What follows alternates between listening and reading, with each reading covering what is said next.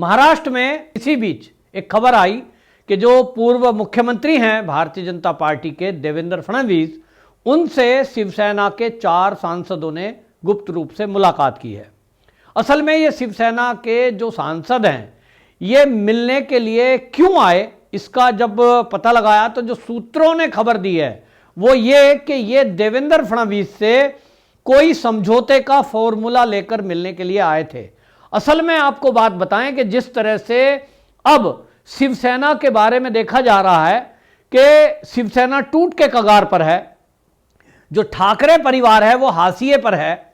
और जिस तरह से हमने देखा कि राज्यसभा के जो चुनाव थे उसमें शिवसेना ने मुंह की खाई, फिर एमएलसी चुनाव हुए महाराष्ट्र के, उसमें शिवसेना ने मुंह की खाई, और अब आप देख लीजिए कि विधानसभा के अध्यक्ष का जो चुनाव हुआ है इसमें भी उद्धव ठाकरे, ठाकरे परिवार और शिवसेना निश्चित रूप से उनका ये अब हुआ है कि अब विश्वास उठ गया है,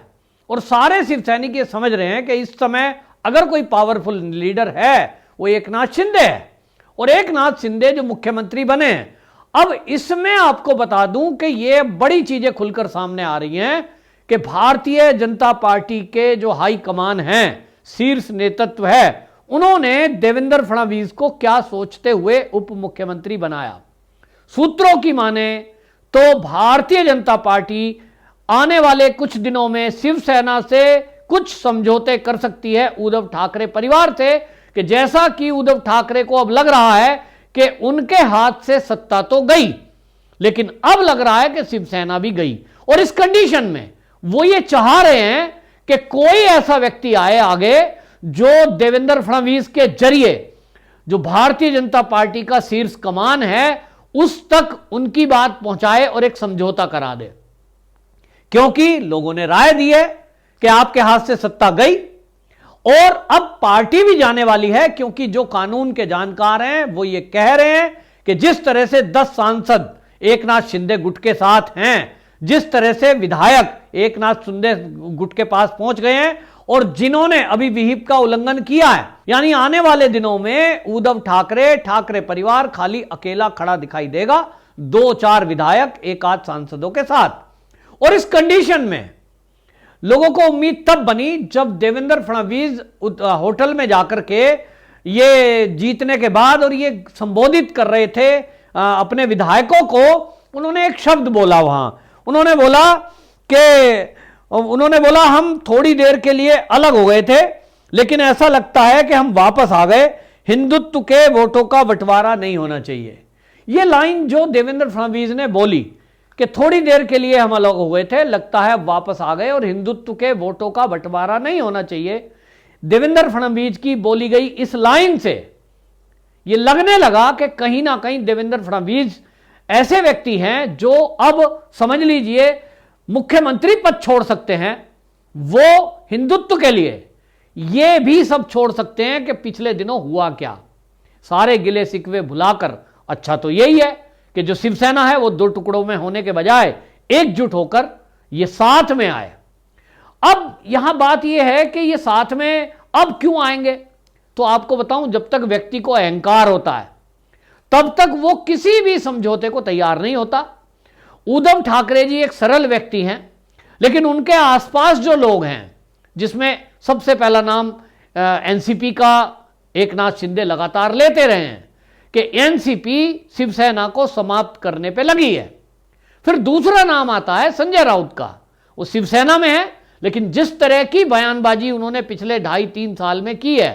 एक भी बार उन्होंने ऐसा कुछ नहीं बोला जिससे कि भारतीय जनता पार्टी को उन्होंने यह एहसास कराया हो कि वो बेशक सत्ता में आ गए हैं कोई एक समझौता करने के कारण, जैसा कि वो बोलते हैं कि साहब हमसे तो ये कहा था कि मुख्यमंत्री आपका होगा, ठीक है आप बन गए, तो भाई फिर ऐसे बयानबाजी, ऐसे काम तो मत करो, कुछ ऐसा करके दिखाओ आपको लगे कि ये शिव सैनिक है। आप इस तरह की बातें करेंगे कि हर भारतीय जनता पार्टी के भले के काम में भी आप विरोध में खड़े हो जाएंगे। तो ये जो काम हुआ है, ये कहते हैं जो शिवसेना के अंदर के नेता हैं, उनका कहना है कि ये उद्धव ठाकरे के ये निर्णय नहीं है, इस तरह का निर्णय करने में उनके पीछे कुछ लोग और हैं जिन्होंने शिवसेना को इस मोड़ पे लाके खड़ा कर दिया। उद्धव ठाकरे जी से सैनिकों का ना मिलना, उनके विधायकों को ना मिलने देना, मंत्रियों को ना मिलने देना, इसके पीछे भी कह रहे हैं वही लॉबी काम कर रही है जो शिवसेना को समाप्त करना चाहती थी। अब क्या करें? तो आपको बताऊं, ये जो पार्टी का नेतृत्व है भारतीय जनता पार्टी का, उन्होंने एक दूर का परिणाम सोच के चले हैं कि यदि आज नहीं तो कल। अब आप देखिए, अहंकार तोड़ना है। वो कंगना रनौत का लाइन याद आती है, मेरा घर टूटा है तेरा अहंकार टूटेगा। और जब किसी का घर या किसी का अहंकार टूटता है, कुछ टूटता है, तो वो सोचने पे मजबूर होता है। अभी भी, अब आज क्योंकि विधानसभा का कल चुनाव हो गया, विधानसभा अध्यक्ष का, और आज बहुमत सिद्ध हो गया, तो अब उद्धव ठाकरे के पास कुछ बचा नहीं है। अब पार्टी बची है, ये भी जाने वाली है। और लोग अभी भी जो कानून के जानकार हैं, और जो मैं 5 सांसद 4 सांसद की बात कर रहा हूं, इन लोगों ने कहा है उद्धव ठाकरे को कि साहब ये गुरूर छोड़िए, वरना पार्टी भी गई आपके हाथ से, सब कुछ चला जाएगा। और तो और अगर एकनाथ शिंदे अपनी जिद पे आ गए कि जिस तरह की बयानबाजी आपने की है कि उनको जो है ये कह दिया कि हमने बनाया और वो तो बागी है और उसको देख लेंगे और हमले किए हैं, तो अपनी पे आ गए तो सारे जांच और करा देंगे जो घपले घोटाले 2.5 साल में हुए हैं। तो जेल की सलाखों के पीछे और जाना पड़ेगा, क्योंकि सुशांत सिंह राजपूत का मुद्दा ये फिर से उठने लगा है कि सुशांत सिंह राजपूत में क्या हुआ। इसमें जिस तरह से नारायण राणे ने खुलकर बोला था कि एक शिवसेना का बड़ा लीडर इसमें इन्वॉल्व है, और फिर वहां से बात शुरू हुई थी, तो वो कौन है? कोई तो होगा। ये चीजें खुलेंगी और इसलिए लोग सलाह दे रहे हैं कि अच्छा है कि एक रास्ता बना लो। तो उसके लिए ये 4 जो एमपी हैं शिवसेना के, वो देवेंद्र फडणवीस से मिले और मिलकर के, हालांकि उन्होंने ये बोला है कि हम आपके साथ हैं, आपकी विचारधारा के साथ हैं, हम ये नहीं चाहते कि किसी तरह का टूट हो, जैसा कि आपने बोला। अब क्या होगा? तो जो सूत्र बता रहे हैं वो ये कि हो ये सकता है कि इसी में उद्धव ठाकरे देवेंद्र फडणवीस के जरिए पार्टी शीर्ष से मिले, और पार्टी शीर्ष, जैसा कि उद्धव ठाकरे ने अभी ये जब उठापटक शुरू हुई थी इसके पहले एक बयान दिया था, आपको याद होगा, उन्होंने कहा था मैं तो जो है, मुझे तो मोदी जी सीधा पूछते हैं मेरा हालचाल, मेरी तबीयत के बारे में पूछा था, हमारे संबंध तो अच्छे हैं। मतलब कहीं ना कहीं उनको लगता है कि हमारे संबंध तो ठीक हैं, फिर एकनाथ शिंदे को क्यों बना दिया? मुझे ही बना देते, तो मुझे बना देते यदि आप धोखा ना देते, यदि आप शामिल होते। कंडीशन वही है, महाविकास अघाड़ी से गठबंधन तोड़ेंगे तो ही तो भारतीय जनता पार्टी से मिलेंगे। और इसलिए ये जो अब आगे की सोचकर बीजेपी शीर्ष नेतृत्व ने किया है, सूत्र ये कह रहे हैं कि ये भी हो सकता है कि अब जब ये लगेगा कि जो उद्धव ठाकरे हैं इनके पास कुछ नहीं बचा, पार्टी भी जारी है, उस कंडीशन में इनको सांसद इनके और जो अच्छे सलाहकार हैं वो सलाह दे रहे हैं कि अभी भी समय है, अहंकार छोड़िए, देवेंद्र फडणवीस से मिलिए, क्योंकि यही वो सीढ़ी है जो आपको मोदी तक और अमित शाह तक ले जा सकती है। पार्टी में एक अनुशासन है और पार्टी का एक तरीका है, वो ये चाहती है कि जिसका आपने अपमान किया पहले उसका सम्मान करिए। तो देवेंद्र फडणवीस का अपमान किया है, और वो अपमान यही था कि आपने जो वादा किया वो नहीं निभाया, और अमित शाह जैसे बड़े लीडर को आपने झूठा कहा कि नहीं साहब वो झूठ बोल रहे हैं, हमारा तो समझौता हुआ था। ये झूठ बोलने वाला शब्द कौन बोल रहा है? ये संजय राउत बोल रहे हैं। आप गौर करिए, उद्धव ठाकरे जी ने इस तरह की कोई बातें अभी तक खुलकर नहीं बोली, बुलवाई गई, ये ऐसा शिवसेना के कुछ खास लोगों का कहना है।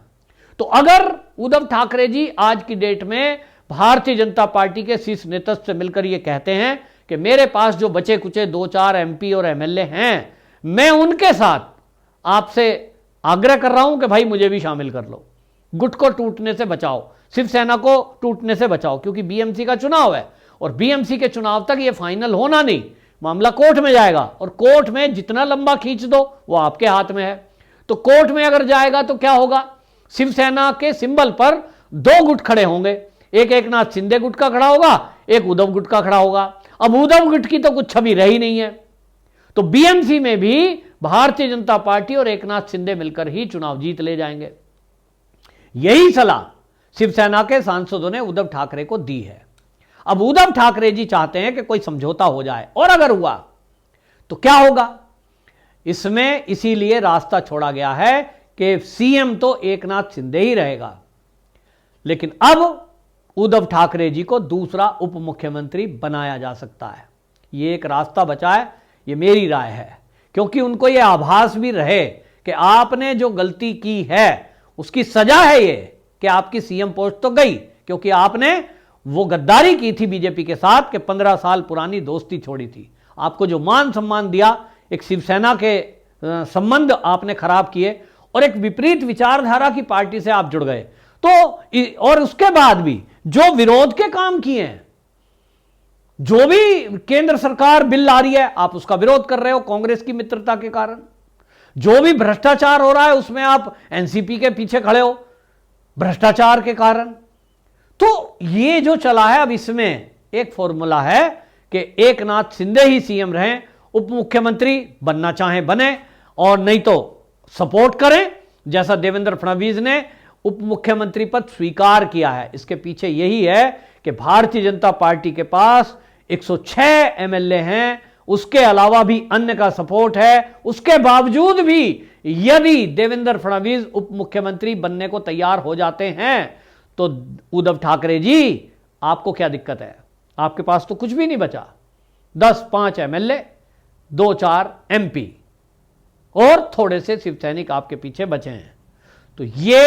एक औकात दिखाना वाला जिसे शब्द कहते हैं कि उनको ये पहले दिखाना कि आपकी क्या वैल्यू है, पहले वो देख लो और आज की डेट में आप क्या बचे हो। और अभी भी बीजेपी आपको सम्मान और मान देना चाहती है क्योंकि आप ठाकरे परिवार से संबंध रखते हैं। बाला साहब ठाकरे जी का सम्मान आज भी हर हिंदू करता है, भारतीय जनता पार्टी भी करती है। तो इस फॉर्मूले पर बात चल रही है क्योंकि देवेंद्र फडणवीस इस समय उनका कद बहुत बड़ा हो गया है महाराष्ट्र में और शिवसेना के जो सांसद उनसे मिले हैं उनको लगता है कि अभी भी कोई अगर पार्टी को बचा सकता है तो वो देवेंद्र फडणवीस हैं। एकनाथ शिंदे से उद्धव ठाकरे इस तरह की बात करेंगे नहीं, तो वो बात करा सकते हैं। और उनका कहना, देवेंद्र फडणवीस का कहना, वो एकनाथ शिंदे भी टालेंगे नहीं। इसीलिए ये सांसद मिले हैं। आगे देखेंगे इसमें क्या चीजें निकलती हैं, लेकिन जो सूत्रों का कहना है वो यही है कि अभी तक मिले हैं। और अगर इस फॉर्मूले पर बात नहीं हुई तो फिर ये भी पक्का है, ये मैं आपको बता दूं कि जो एमपी हैं, सांसद हैं शिवसेना के A to Z, एक आध की बात छोड़ दीजिए,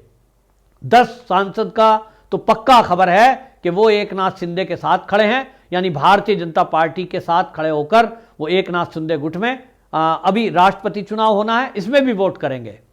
और जो बाकी 2-4 एमएलए बचे हैं वो सब के सब वो आप देखेंगे साथ में खड़े होंगे और एकनाथ शिंदे गुट में आ जाएंगे। तो कुल मिलाकर जो भारतीय जनता पार्टी और एकनाथ शिंदे गुट का गठबंधन है यही आगे चलेगा, निश्चित है। ये तो उद्धव ठाकरे की मर्जी है कि वो अपनी लाज बचाने के लिए और अपनी पार्टी को